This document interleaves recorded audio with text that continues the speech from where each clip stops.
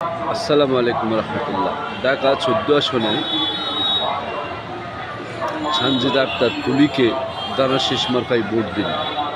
এই তুলি ফ্যাসিবাদ সরকারের আমলে গুম খুনের বিরুদ্ধে একজন বিদ্রোহী কন্যা। এই অগ্নি কন্যাকে আমরা সকলেই দায়িত্ব হয়ে গেছে তাকে নির্বাচিত করা, তাকে জয়ী করা, তাকে সম্মান দেওয়া। তার ভাইকে সে ফেরত পায়নি।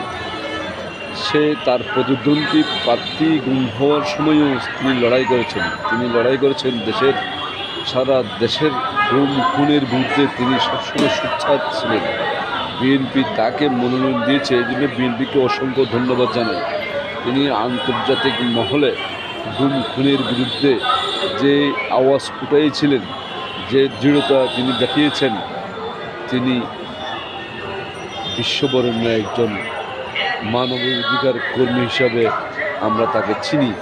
তাকে আপনারা দানা শেষ মার্কায় ভোট দিয়ে জাতীয় সংসদে পাঠান।